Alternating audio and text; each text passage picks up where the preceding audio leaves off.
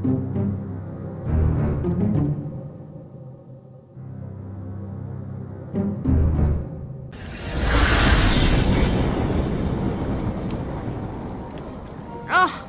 not again. Not now. I hope this is a dream. I really do, because if Cortez didn't open a shift, who did? And how will I get home again on my own?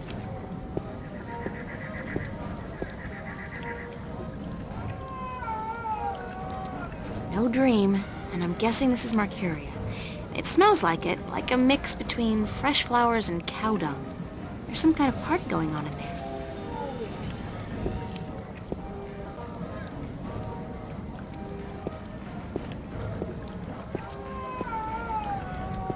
The Journeyman. The Journeyman. Very appropriate, though it really should have been the Journeywoman.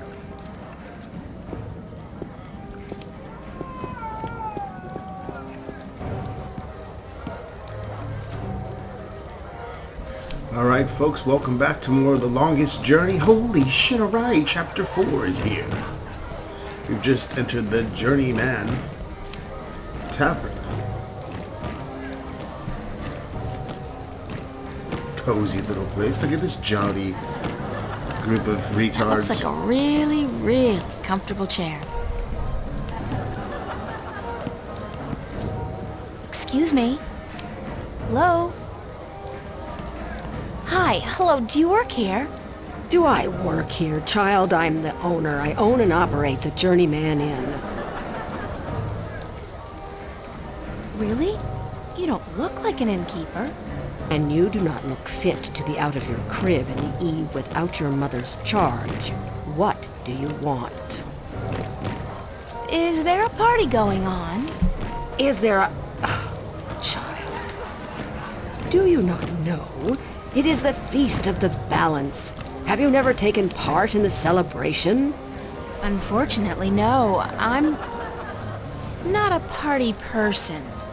For as long as I can recall, the feast has lasted 3 whole days and nights, and everyone celebrated openly.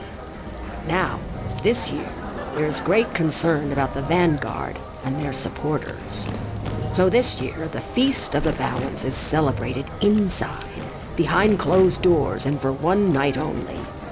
There's still much food and drink, and you are welcome to join if you so please. I don't think so. I don't know anybody here. You're not with the Vanguard, are you? No, I'm from somewhere else, far away. So it would seem.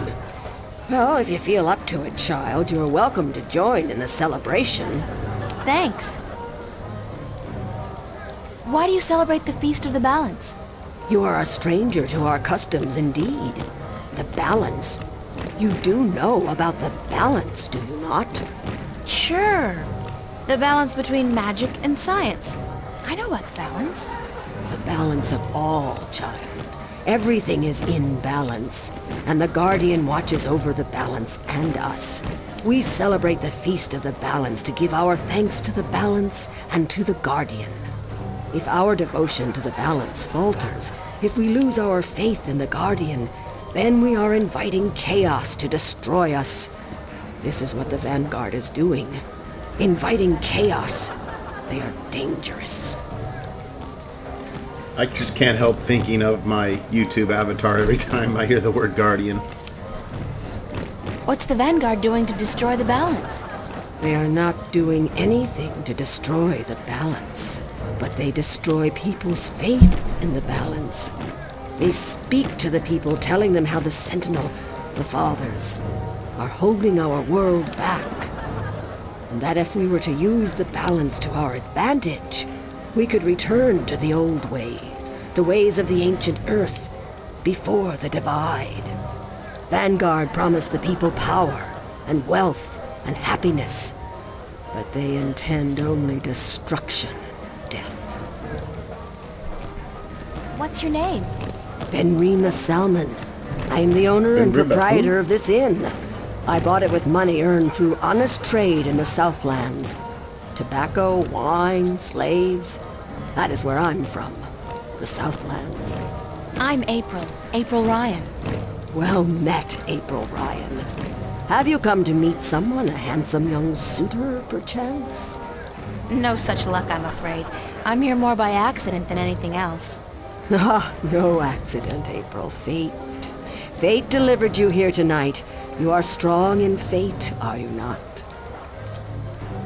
What do you mean by strong in fate? You shape your own fate, and not the other way around. You are what the dark people call a wave. How can you tell? I am not only an innkeeper, child. I am a seer, taught by my mother, who was taught by her mother before her. And so it goes back to the dawn of our world, to the dawn of magic. What's a seer? A seer is someone who can tell something about people, about events, about the past and the present and the future, just by looking at you. When I look at you, I see. A skinny bitch. What? What do you see? Most people are drawn along by events, by fate, like a carriage after a horse. But some people know how to steer the horse, to change paths at will. You are such a person, but there is more. Like a hiney ho. Tell me more about my future. It is strange. I see many paths, but they are all dark. I cannot tell much except that you are strong in fate, and strong in the balance. And you are strong in magic, too. Magic? That can't be right. I don't know anything about magic. You do not have to know about magic to be strong with magic. If you ever learn how to harvest your talents, you will be a strong artisan. Artisan? Where have you been schooled, child?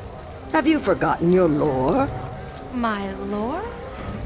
Yeah, well, I haven't really had much use for my lore lately. The artisan is the most powerful of magic users. She is able to shape magic and to use it by force of will alone. An artist can use magic shaped by others, mold it into new magic, new art. A magician, or sorcerer, witch, warlock, can read and write incantations, drawing spells from the power of words.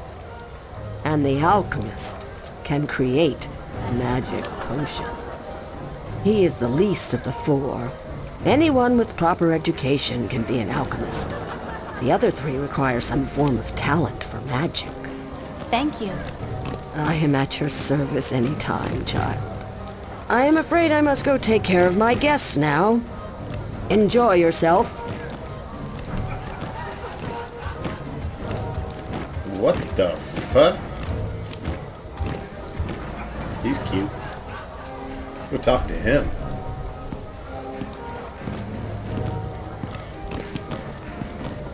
Thank you, April Ryan. What? There is no time here, but there soon will be time for you and I. Time enough, to be sure. You are speaking to me, April Ryan. We have spoken. I don't understand what you're... And how do you know my name? Who are you?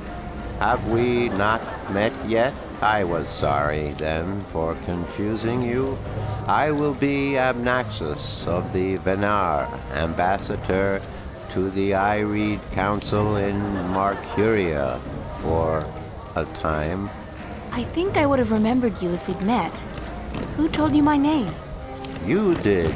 You are saying your name to me, April Ryan. In this moment, you tell me your name. You question why I know your name, and you speak to me the blessings of the balance for my long journey home. Sorry, I really don't know what you're talking about.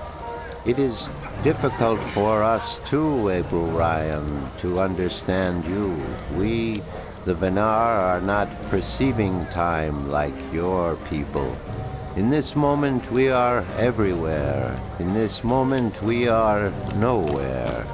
But There is a veil. Beyond this veil we are not seeing, but you have.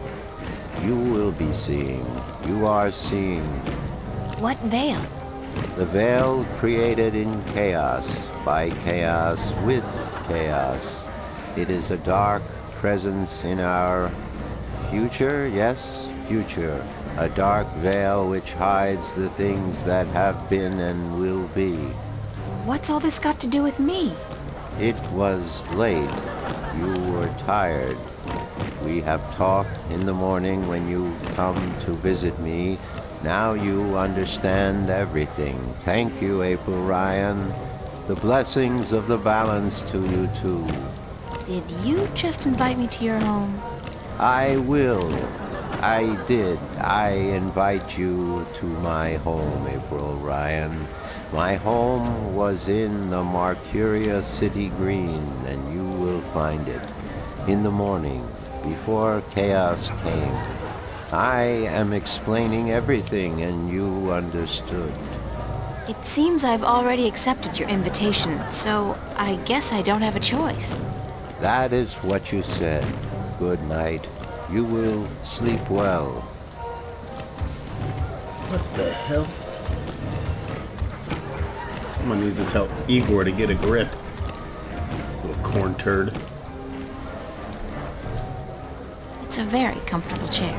Oh no, it's the comfy chair. Sorry, it's a very comfortable chair. I really am getting tired. I should find somewhere comfortable to sit down and rest my legs for a few minutes. This bitch.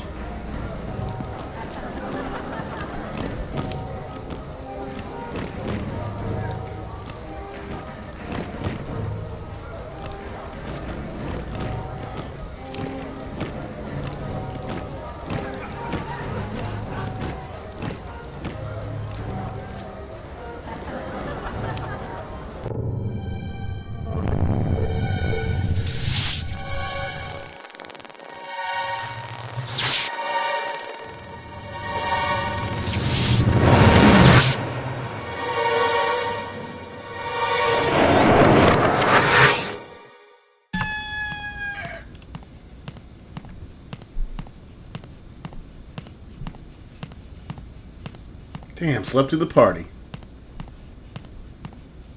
Wake up, child.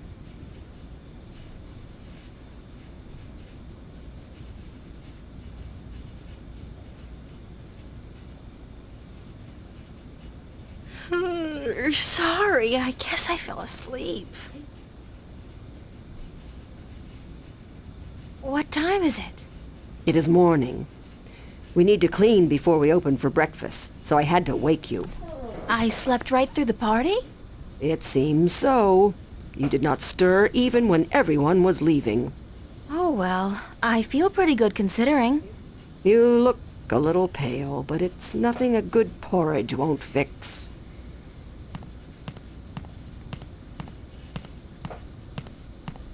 This lady walks like she's got something stuck up her ass.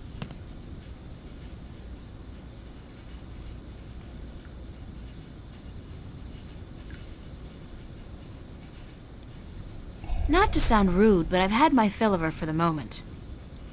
Not to sound rude, but...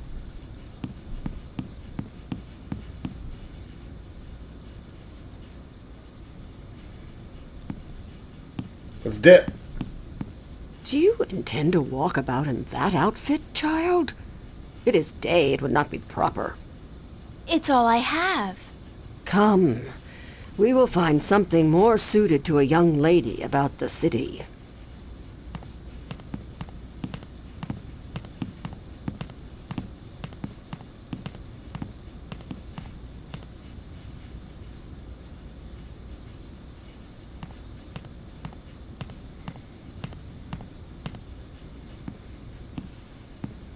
How do I look?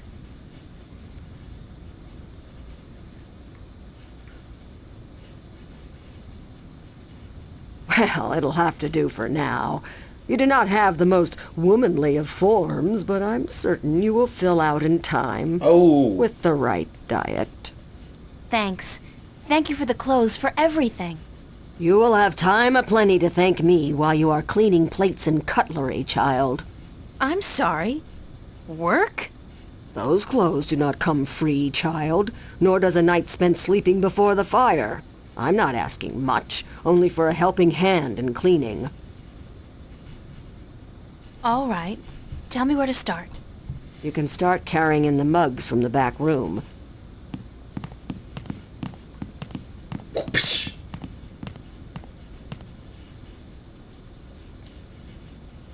You did good work for me today, child. More than was required. Here you are. Some coin to help you out. And keep the clothes. You seem to have grown into them already. Well, yeah, plus that, and I've stained them with my swamp ass. Making me fucking work. What the hell is that thing? Strange creatures abound.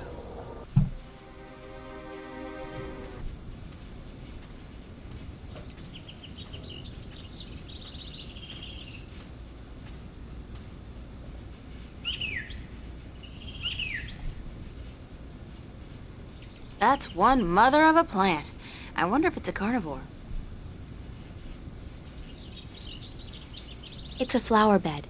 There's plenty of room for more seeds to be planted in there.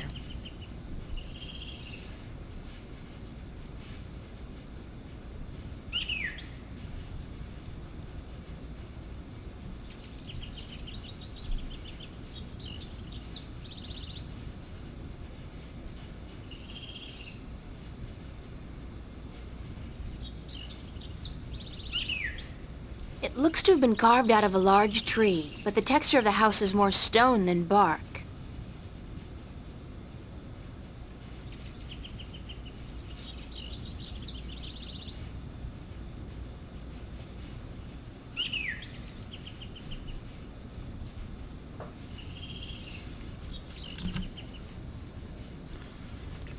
Let's go knocking on this door.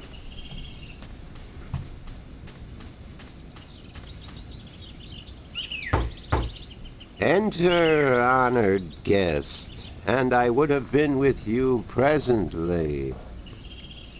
This guy's worse than Yoda.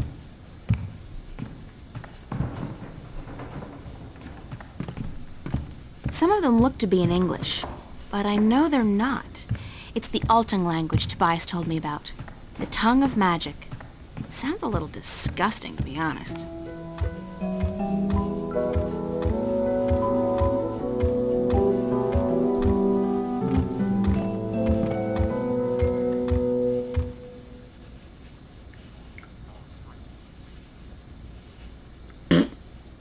Excuse Be me. welcome, stranger, to my abode. Stranger? Don't you remember me? You invited me here. Every moment we meet, and every moment we part. You are both stranger and friend, April Ryan.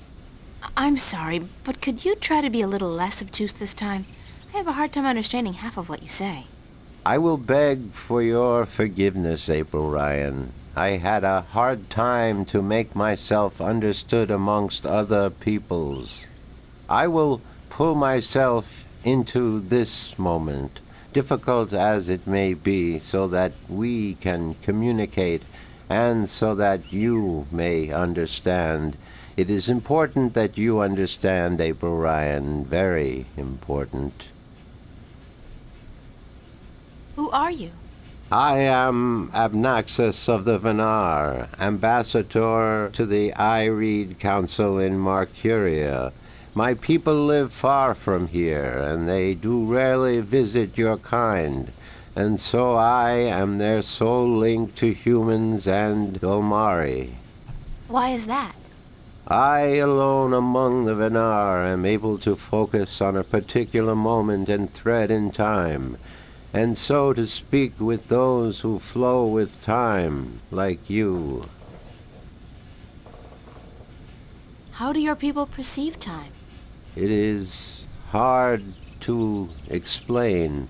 Any moment before this moment and any moment after is the same to me as this one. I have lived already, and I am yet to live. Do you understand me? I think so, but how's that possible? Everything is possible, April Ryan. There is magic, and there is science, and between the two, everything is possible. Can you see the future?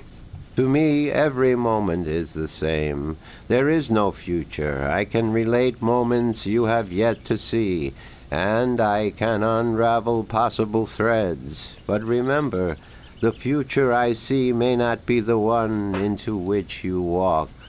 Moments and threads fluctuate, change.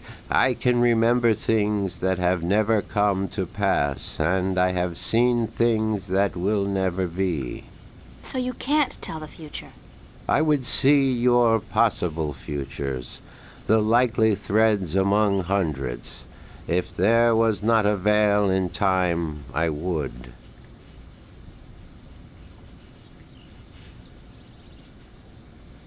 What's this veil you keep talking about? Somewhere ahead, in our path, there is a dark veil through which I cannot pass, past which I cannot see. It is disconcerting to me to be blocked from the moments of my life. How did this veil come to be? It was, no, will be created in chaos, by chaos, to keep the future hidden. All threads converge on a single point here, beyond the veil, and this will happen only once. It is written. Written? Where? In the prophecies. Tell me about the prophecies. Words have been written by seers who can discern from all possible threads the threads that are certain to be woven. These words are the prophecies. And what do the prophecies say? Prophecies speak of a time when the balance will falter, weakened by the assault of chaos and its servants. The moment the veil falls is the moment of uncertainty. The balance may stand, the balance may fall. I cannot tell which it will be, and I cannot even see the possibilities, the threads extending from each fork.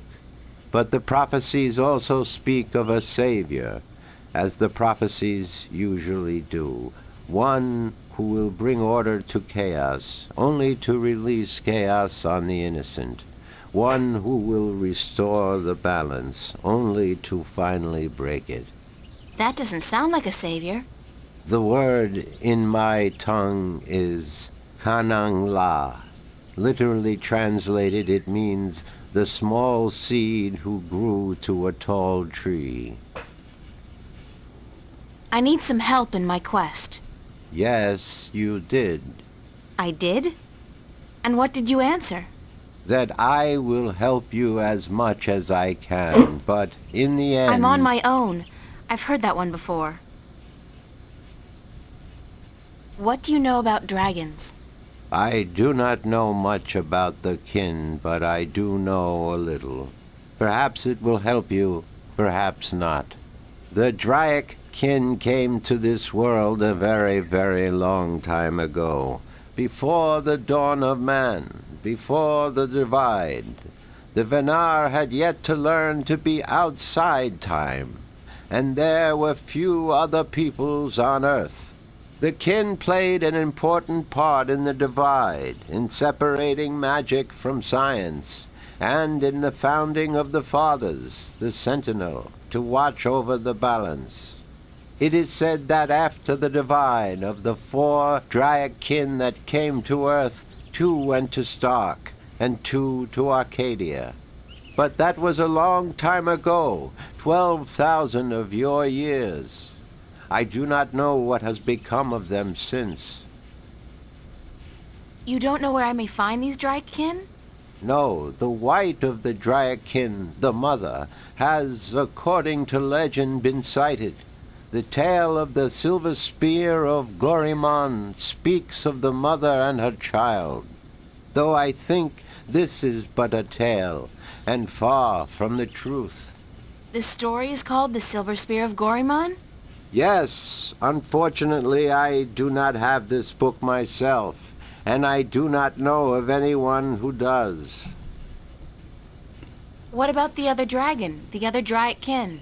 Of the Dryakin, I only know of the mother, the white of the kin, although I have heard tell of a god who fell from the sky into the ocean a great long time ago. But this may also be just a tale. What else do you know about this god who fell from the sky? Only what I have told you. Someone with greater knowledge of the ocean and the creatures that live beneath its surface may be able to tell you more. Have you heard of a disc that works as a key to the Guardian's realm? Yes, but very little. It has been spoken of in the Ireed Council only recently, brought to attention by the Tyrant ambassador. He wished to know where it is kept. And what was the answer? No one at the council knows or admitted to knowing, and the ambassador was asked to speak with the Sentinel, which he is unlikely to concede to. The Tyrant are allied with the Vanguard, and so are in political and ideological opposition with the Sentinel. I know Vestrum Tobias. He would not speak a word with the Tyrant, nor the Vanguard. Not unless it was to challenge their philosophies. So you don't know where I can find the disc? No. Ask Vestrum Tobias. We will. Do you know anything about a rift leading to the Guardian's realm? I have heard speak of such a thing. I believe it was where the tower was built and the divide created. When the earth was one, it might still be open. Any idea where it is? I am afraid the Venar were never very involved in the affairs of the Sentinel, nor took any part in the divide except to agree to the necessity of it. We had little choice but to concede. We are a magical people. We need the balance, because we could not survive without magic. How would I go about fighting chaos? You cannot fight chaos. It is not so simple. To oppose chaos, one must return order to that which has been affected by chaos, and thus reduce its powers. But this is not something everyone can do. Only those ordained by the balance can embark on such a dangerous task and survive. That's about it for now. I am glad I could be of assistance, April Ryan. Thanks for your hospitality, Abnaxis. Goodbye. Blessings of the balance to you, April Ryan, and may your journey have been a long and fruitful one.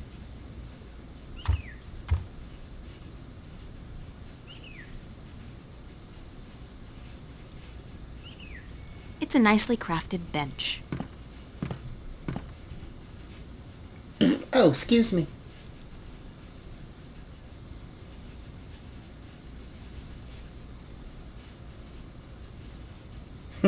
Okay. Just checking out its quality. Alright, let's go talk to Vestrum Tobias. Back at the temple.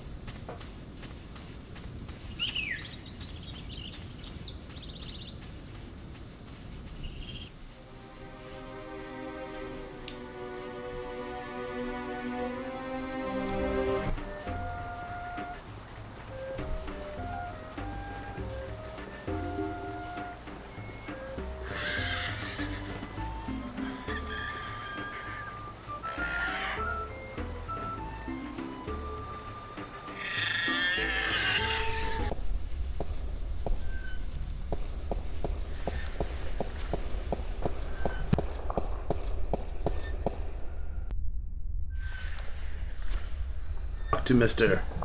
Tobias. Good morning, Tobias. Why, it's April, my friend from Stark. Have you come to visit us again? So it appears. I didn't exactly come here by choice this time, though. Oh? How so, if I may ask? In a weird and twisted way, it's nothing out of what's become the substitute for ordinary in my life. One second I was in my room in Newport. The next, I was in a dark alley in Marcuria. You must have opened a shift while you were sleeping. Good. This means you are learning to harness your magic. Yeah, I guess, except I don't think I'll be able to get back home again. And this time my mentor, Cortez, has no idea that I'm here. Ah, but I'm sure you will find a way to channel and control your power soon. In the meantime, is there anything I can do to help?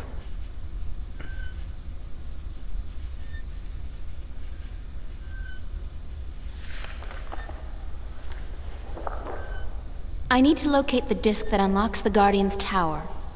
The disc that is the key? Yes, it is needed. It might even restore balance, provided the new Guardian accompanies it to the tower, of course. But you wish to find the disc yourself? I have to. Cliché or not, it's our only hope. You do this often, then? Save worlds? It's an expression. Heroism in my world is more of a cliché than anything else. I do not understand.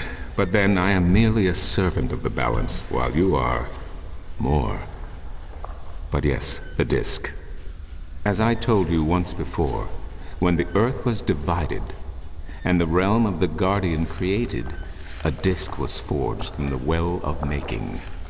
The disc was to serve two purposes: as a key to the Tower of Balance should it become necessary to enter it in the Guardian's absence, and as a replacement for the disc that is already in the tower should it be broken. The tower is now abandoned and locked, and the old disc shattered. I do think that time is right for the second disc to be brought forward and used. Where is the disc now? At first, more than 12,000 years ago, it was kept in the open, at the Sentinel Enclave outside Marcuria. However, when thieves attempted to make away with the disc, it was taken away, Why? so that the four parts of the disc could be divided amongst four of the magical people of Arcadia, people who would have nothing to gain from the balance being compromised.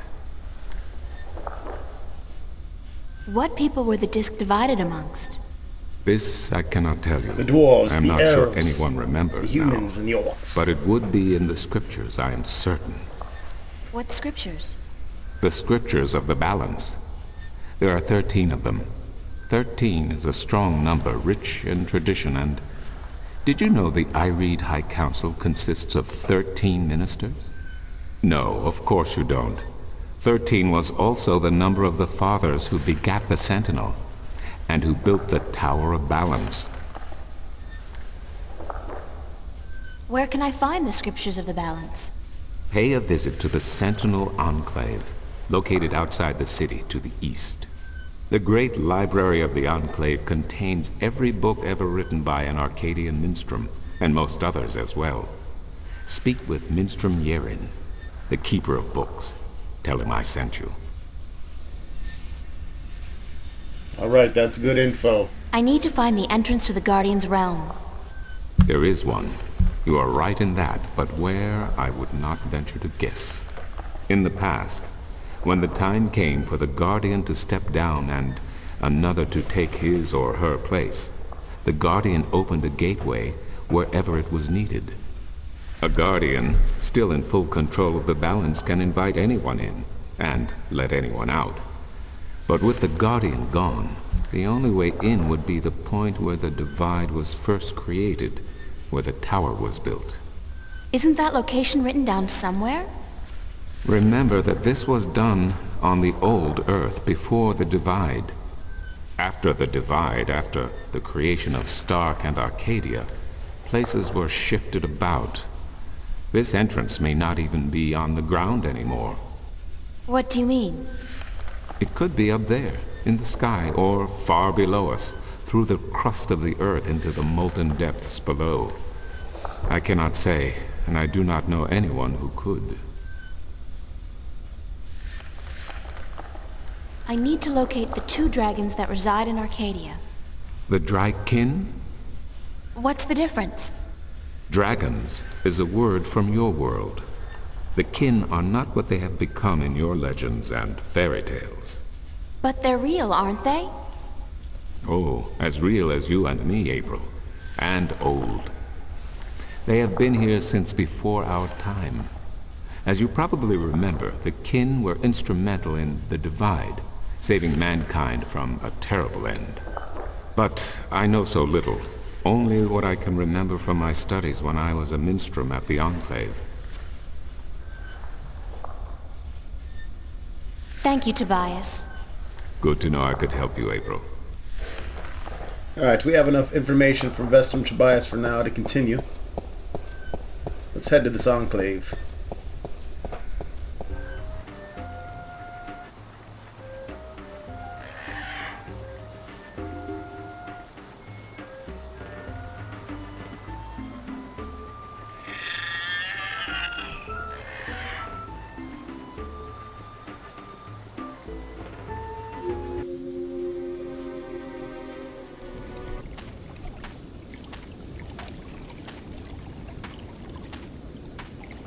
Some kind of sandstone, very malleable, but also very vulnerable to the elements. These cliffs probably have huge, naturally formed caves and tunnels. It's a stone dragon gazing down into the center of the dome like it's guarding the entrance. It's a magnificent piece of work.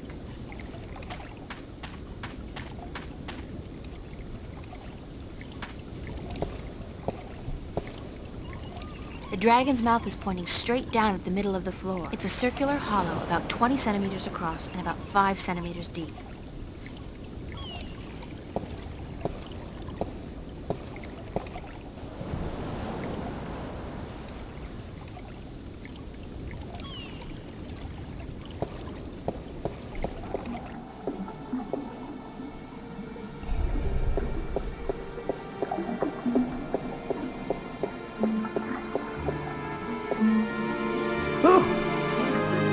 Oh, goodness me, I didn't hear you come in. By the way, you haven't seen Volume 6 of the Complete Annotated History of the Northlands, have you? I could have sworn it was here yesterday.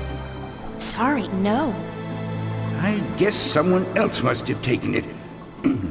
I try to tell them to write down what they borrow on the list, but they never listen.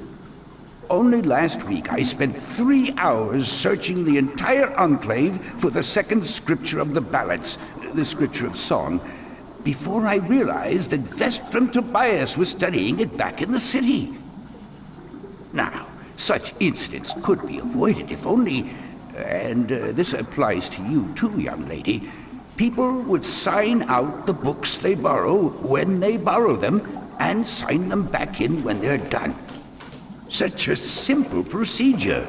It shouldn't take more than a few seconds to jot down your name and the name of the book you borrow. It makes my job so much easier. Now, which book did you want me to find for you? Are you Minstrom Yaren? Yes, of course. What a silly question. How would I know? I don't know you. I am Minstrom Yaren, keeper of the Great Library of Marcuria. In fact, this is the greatest library of all the Northlands. Perhaps of the entire world, although they say the Dark People have a library as big, if not bigger, than this one. But of course, we're not allowed anywhere near there. Have you been there? I don't think... What a silly question. Of course you haven't. You're Rude. not of the Dark People, are you? You don't look like any Dark People I've ever seen, so I can't see how you could possibly... Do I look like a dark person to you? Where did No. Volume 6 disappear to? He's obviously talking about Africanus Americanus. Tobias said I should talk with you. Tobias? Dark people. That's Vestrum racist. Tobias? I haven't seen him for... Well, he was in last week, but before that it must have been days at least. How is he? Still eating enough for 2 mules? I must tell you of this funny story I heard the other day, of how Vestrum Tobias eats enough for a table full of minstrum, or was it one Elguan? Although the Elguan don't as a rule eat very much at all. Did you know that the Elguan can smell water more than half a day's journey away? Amazing, amazing creatures, perfectly suited for life in the desert. The balance provides, that's for certain. The balance provides. Balance needs to provide me with another fucking paycheck, so I can buy more games to LP. Vestrum Tobias recommended that I look at some books. Books is what we do best here at the Enclave, that is for certain. Which book would you like to see?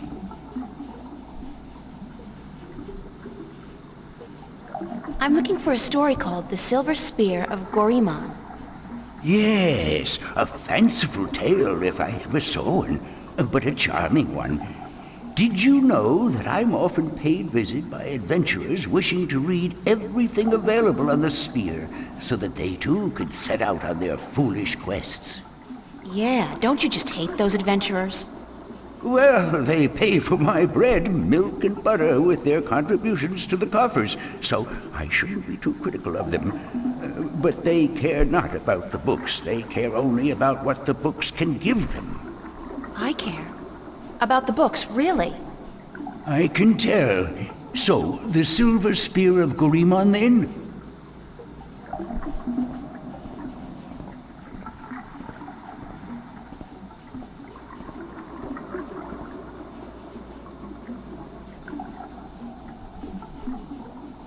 My God, we're gonna be here all day. Today, Grandpa.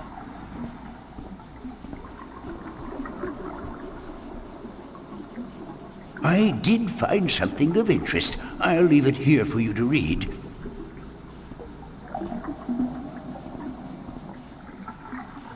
I look like a serving maid. Goddamn right you do. I'll serve. Ooh, I get to read? Fantastical. The Silver Spear of Gorimon. In the glory days of Baksheva, before the drought, Gorimon was the greatest city in the known world. The Parekh of Baksheva decided to forge the most powerful weapon in the world to challenge the mighty White Dragon. The Parekh had grown greedy and bored, his treasure hoard filled with the riches of the world, and he desired nothing except the one thing he could never have, the unborn daughter of the White Dragon, the fairest, purest, most beautiful creature in the universe. He had asked the White Dragon for her daughter's hand in marriage, but she said fuck no, scolding him for his insolence and warning him to keep his distance from immortals, or she would file a restraining order. And so the Parekh sought the advice of a mighty sorcerer with a tiny dick, the dark and cruel Laos, to learn how to kill one of the Draken. The sorcerer told the Parekh of the white silver of Mount Tyranny, the strongest substance in Arcadia, and how it could be forged by magic to kill even one of the kin. The Parekh ordered his army to go north across the ocean and bring back enough white silver to shape a weapon. When his men returned with the rare metal, the Parekh ordered the finest blacksmith in Baksheva to his castle, where he also sorcerer cast a spell to create an unholy forge. 10 days and 10 nights it took before the exhausted blacksmith could present a tall spear to his emperor. But before the spear could be used to kill one of the kin, it had been bathed in blood, beheading the poor blacksmith and the soldiers who had retrieved the white silver from Mount Tyranny. The Parekh's private bath was filled with their blood. As he dropped the silver spear into the red bath, watched over by Aeos, a terrible scream erupted, and steam rose up in a red, foul-smelling cloud, like one of Luglug's farts. When the steam lifted, the blood was all gone, and the spear was glowing in a deep red color. With the terrible weapon now ready to be wielded, the Perax issued a challenge to the White Dragon to either surrender her daughter to him for marriage or to suffer a painful death at his hand. Enraged, the White Dragon refused him yet again and flew to meet the Perax, his sorcerer and his 1,000-strong army on the green fields outside Gormon. Of the magical silver spear she knew nothing, and the Perax kept it wrapped in a cloth by his side. "Bring your forces around," Perax warned the White Dragon. "If you do not, I will lay waste to them all." "I wish my men no harm," lied the Perax, "for this is between the two of us." He then rode forward alone and dismounted his horse, but stayed within reach of his spear. The White Dragon landed before him, and she said, "You are brave to face me like this when you know you cannot harm me." Then the Perax raised a hand as if to greet her, but it was instead a sign to the sorcerer, the terrible Eos, who cast a mighty spell to hold the White Dragon while the Perax drew his silver spear. The White Dragon fought bravely, and she was close to escaping the sorcerer's magic, but the Perax was quick, and he thrust the magic spear into her chesticle. She screamed in pain like a little bitch, and the sorcerer's spell could no longer hold her. Rising on her beautiful wings, blood pouring down on the land below, she cursed Baksheva, her Perax and her people for all time. Wherever the White Dragon's blood fell, the land turned arid, and grass became sand. The Perax sent his army to follow the White Dragon and bring back her egg. But the drought grew, and within days, the once proud empire of Baksheva was turning into a desert. Then followed a fierce storm that tore across the land for 100 days and nights. And when the dust settled, there was nothing left of Baksheva but 2 coastal cities and a few scattered oases. It is said that in the buried ruins of the lost capital, wrapped in the arms of the Perax, who dared test the immortal rest, the silver spear of Gormon. Are you done? Let me take that back for you.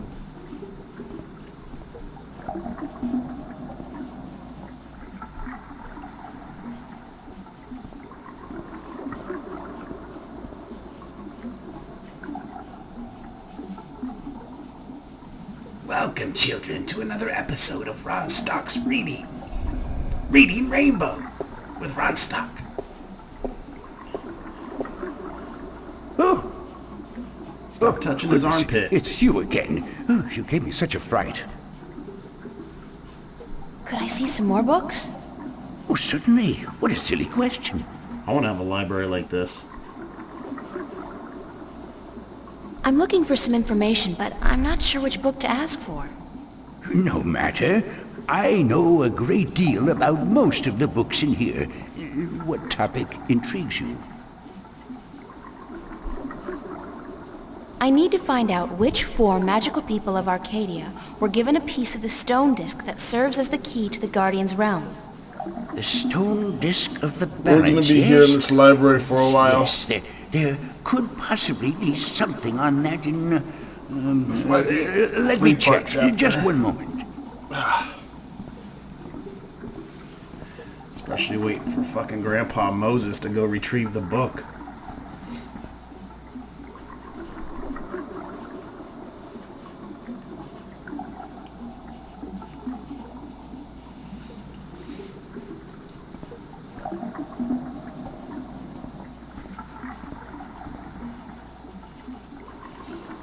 I did find something of interest. I'll leave it here for you to read.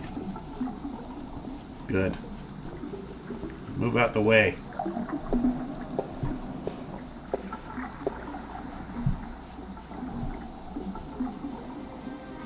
Chapter 16 in the 8th scripture, the scripture of breaking. Regarding the disc of the balance and the events that came about when the disc was broken. The scriptures tell us that the disc was kept at the Enclave for many thousands of years, safely guarded from any threat by the respect held by every man and woman for the authority of the fathers. But with descent came disobedience, and disobedience brought immorality. And immorality begot theft. Tyrant soldiers aided by sentinel traitors attempted to make away with the disc, but were thwarted by the Wight of the Kin herself, intervening, although forbidden to do so, on behalf of the Fathers. The disc was brought back safely to the Enclave, but the threat would linger in the minds of the Minstrom and the Vestrum. So it became that the disc was melted in the forge of the dragon's mouth, shaped into the elements of 4 magical people, and given to those respective people for safekeeping, until such a time when it was decreed that the disc should sow one more to be whole. One stone to the gentle souls that sing in the dark, and shape the earth between their toes. One stone to the watchers of the woods, the ones who are outside. One stone to the 2 that make one, of air and sea. And one stone to the keepers of the dark flame, the eternally dark, the mariners. When the time comes for the disc to be whole again, one person will make a journey to the 4 who hold the pieces, and the pieces will be given willingly, because there will be no doubt to the righteous of this person. Are you done? Let me take that back for you.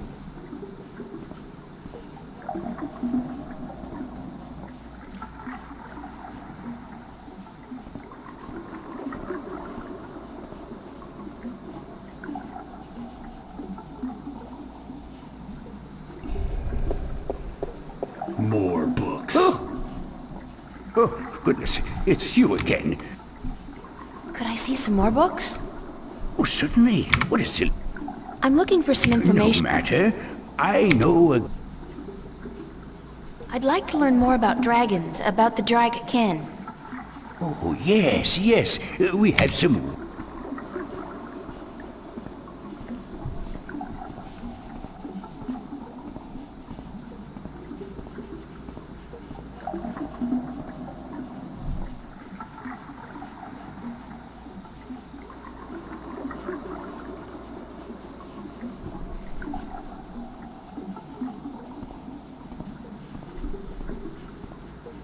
What's up with the swimming pool?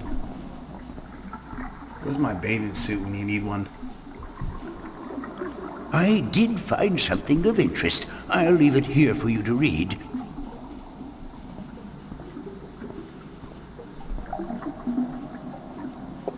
I look like a serving maid. You fuck like one too.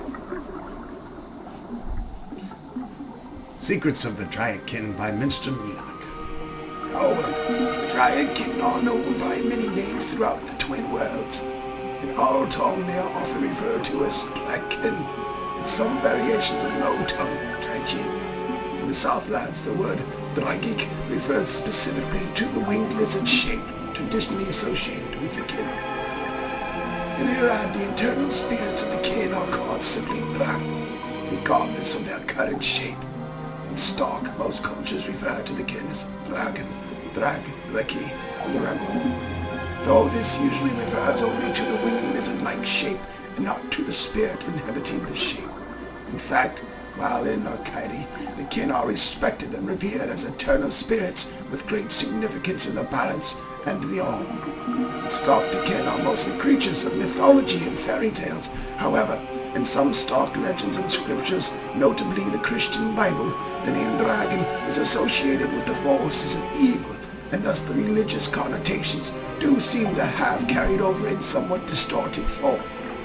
Who or what are the Dragkin? Why not ask who is the creator, or what is the all? Questions thus asked will remain in perpetuity unanswered, for they are in truth unanswerable. To condense all knowledge of the Creator into one answer is futile, as in any attempt to define the all without describing every single element that makes up the all. So, also with the Dragkin we cannot answer who is the kin or what is the kin, but we can provide some answers to the simpler questions. The questions that deal with what we see and hear and feel, and what we have been told by the kin themselves. Answers that together may give us, if only the faintest hint of the word whole truth, then at least some indication of who or what the Dragkin are. Born of the emptiness between the stars, reads the 11th scripture of the balance, the scripture of time, shaped in unison with the all, part of the all, yet outside the all. Dragkin. Note the ancient high tongue variation of Dragkin. Why so many variations and interpretations of the Dragkin from culture to culture? The kin have always been shrouded in mystery, and from mystery rises legend and myth. The kin seem content to be seen as nothing but tall tales and figments of a bard's fertile imagination. Are you done? Let me take that back for you.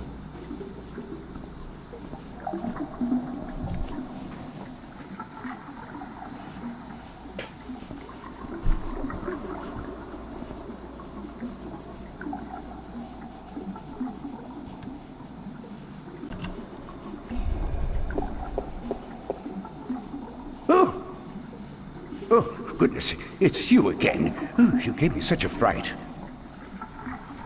More Can I see reading? some more books? Oh, certainly. Hopefully you guys What are a silly enjoying the question. Game Hoarder reading.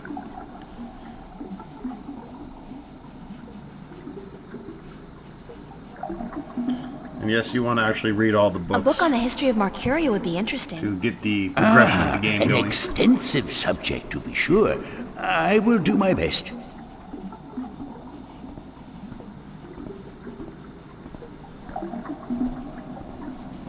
I think there's 2 books left to read.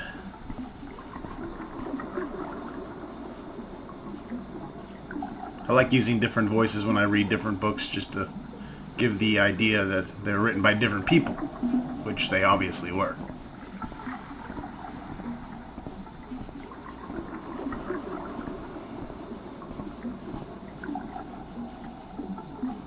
I did find something of interest. I'll leave it here for you to read. Right, like you did the past several books. I get the picture. Travels in the Northlands by Jimmy the Discoverer, the first part. In my many years as a traveling poet and bard, I have journeyed far and wide across the fair realms of Arcadia, and I have seen sights most people have not dreamed. I have stood on the magnificent and terrible southern capes in the midst of winter, when the storms are at their Give me 1 second here. While the storms... Where'd I go? At their fiercest, while waves as tall as towers of Altaban washed over my frozen body, I have witnessed the monstrous beast that lurk in those dark and deadly waters of the south shallow brave galleon's hold. Creatures the size of mountains that with a flick of the tail can touch the depths of the sea and the stars themselves. I have crossed the great ocean from the north to south and from east to west, and in a course been stranded on desert islands with no sustenance but what I could gather from the sparse vegetation, for months at a time. I have ridden the giant Elwyn across Chingagirgiriel, the wasteland from Altaban to Monturba, and further south, where the Turuk, the oases are few and far between. And I have seen the shifting dunes above the ruins of Gormon, precious jewels of the Bakshava Empire, concealed by centuries, and of course the treacherous sand. And I have journeyed far west, carried on goodwill and destiny by shadowed ships, to the strange and unknown cliffs of the world unseen by most, a world of the unfamiliar tongue and customs, a world of great wonder and mysticism. I have seen all this and more, but the fairest sight still I have seen in the lands of the north, from the Arid to the border mountains, from Tyrant to the Bay of Fire.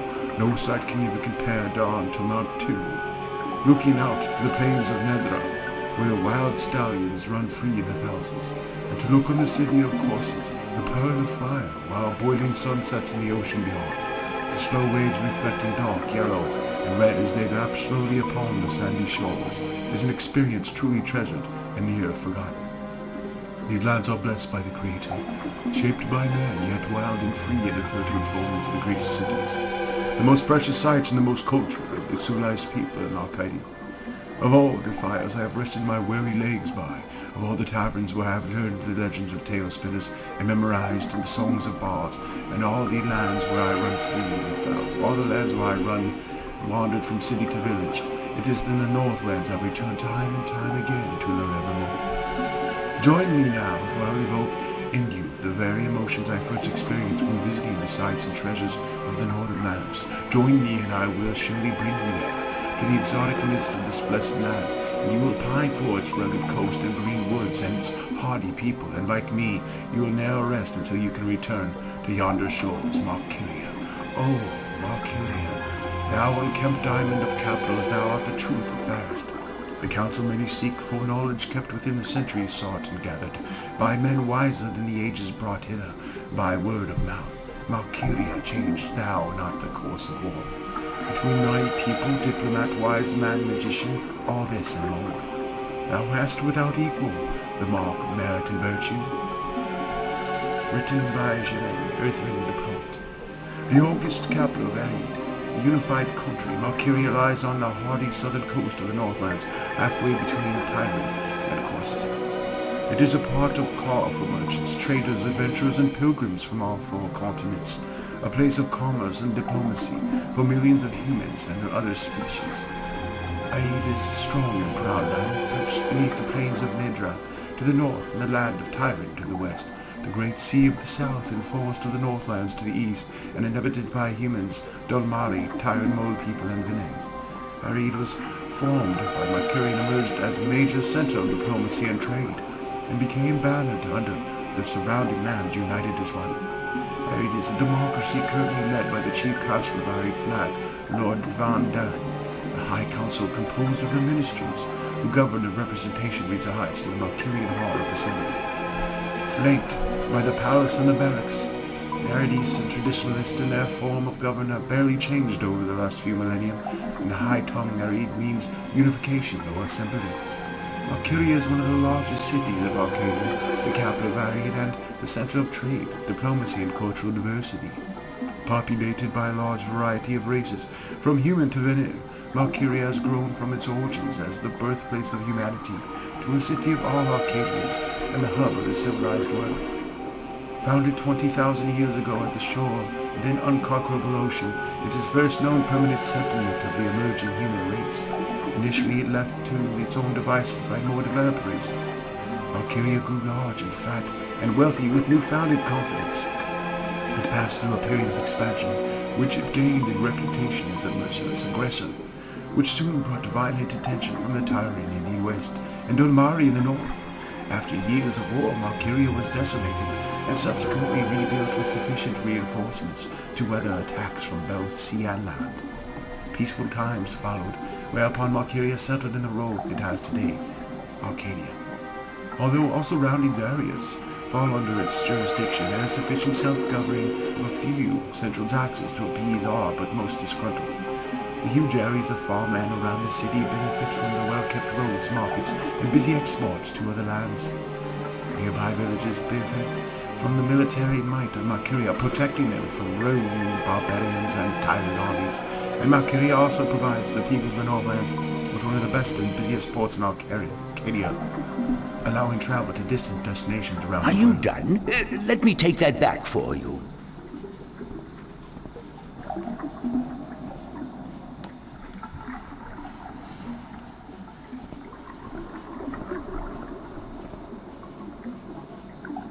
You're not putting that back where you got it from. Hope you know that. Oh, goodness. Could I see some more books? Certainly. I'm looking for some No information. matter.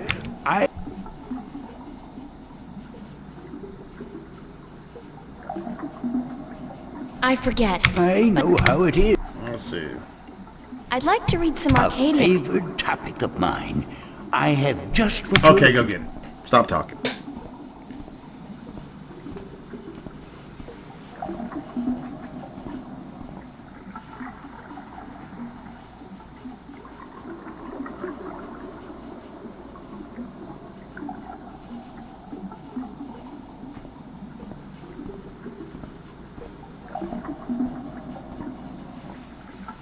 By the way, there's a shit ton of I dialogue did in this find game. something of interest. I'll leave it It's really here what for makes you to this read. game is the well-crafted story.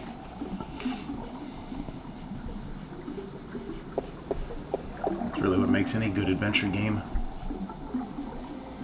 Sandra, the faithful wife. Sandra was married to a brute of a man named Kerr. He was a boy who drank, cursed, gambled, and beat the shit out of her when he lost coins at the cup stable. Still, Sandra treated Kerr with respect and care. She fed him when he was hungry, she made his bed and washed his back, and she laid down with him when he told her to. "Give me some pussy, bitch!" He never complained of her hardships to anyone, even though some days she woke up with bruises all over her body, as he beat the living shit out of her. Despite her husband's treatment, Sadra was a beautiful woman with lovely dark hair, green eyes, and fantastic titties, and men would admire her when she went to the market for food, or the town, well, for her water. But none dared approach her, fearing her dangerous husband more than they admired her beauty and grace. People would say, "Poor Sadra, she deserves better than what she has. She is so good and patient, and she has big titties," even though her husband mistreats her every day. No one was willing to do anything to free her from her husband, as they all feared his wrath. She chooses her own path, they would say, and it is not our duty to interfere. Then one day a tall and handsome prince rode into the town to visit with the elder consul. When he spotted Sadra carrying two heavy buckets from the well to her home on the edge of town, he was taken with her beauty and youth and big titties. And he jumped down from his horse to help her carry her titties. On the way he offered Sadra courtship, but when told she was already married, he bowed respectfully and excused himself for acting inappropriately, and then took one last glance at her titties. That night, Sadra's husband heard about the prince helping his wife, and after striking her down and titty-fucking her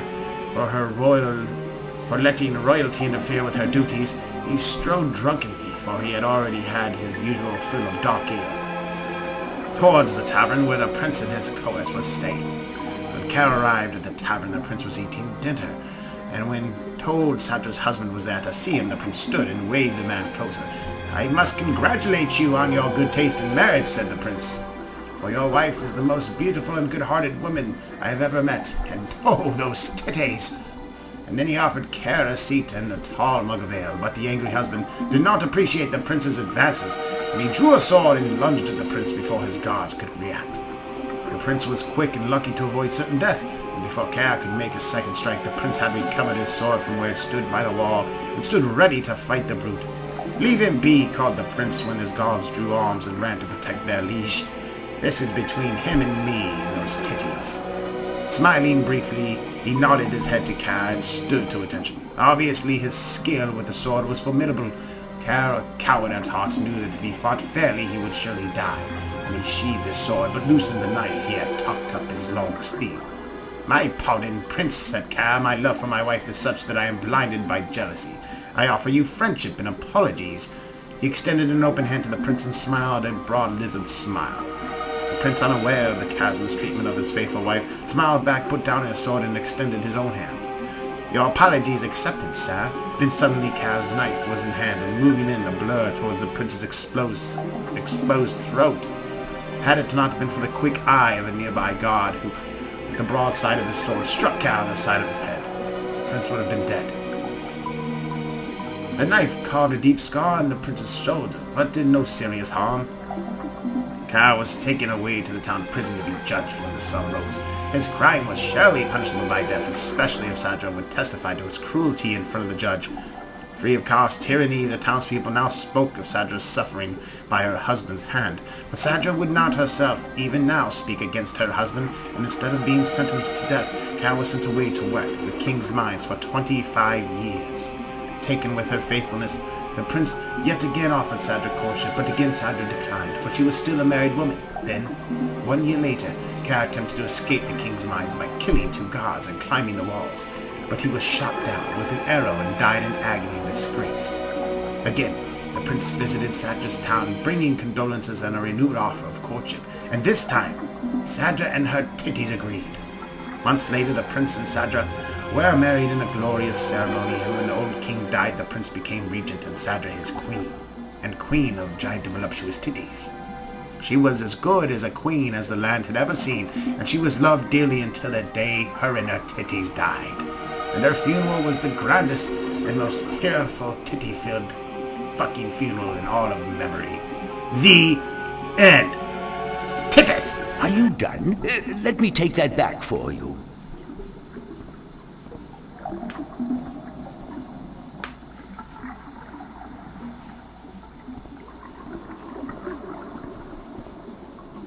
All right, I think I've read all the books.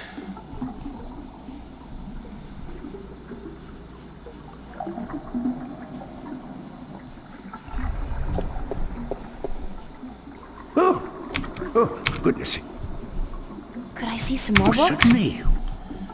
Again. I'd like to read some more. I mention how much... Oh, they got different ones? More books about titties? You don't say.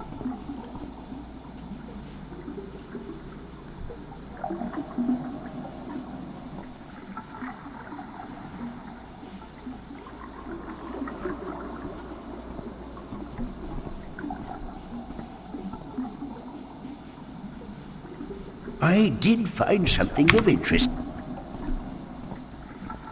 Move aside, Gramps. That's the same fucking book I already read. Are you done? Let me take... How many copies of this book do you have?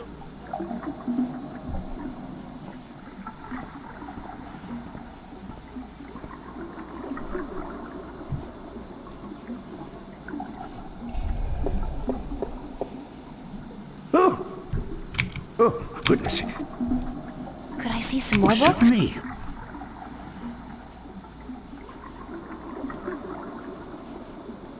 I'm looking for some No information. matter. I'd like to read more about Why, the... of course. I don't think he's getting down any more books. We might be done here.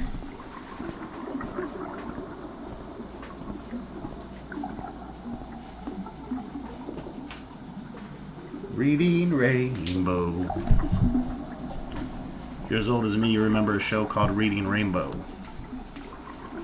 It's a show about reading stories. It was back before the gays had claimed the rainbow as their symbol. So Reading Rainbow was totally cool for heterosexual children to watch. I did find something of interest. Or the homos. Either way. I don't judge.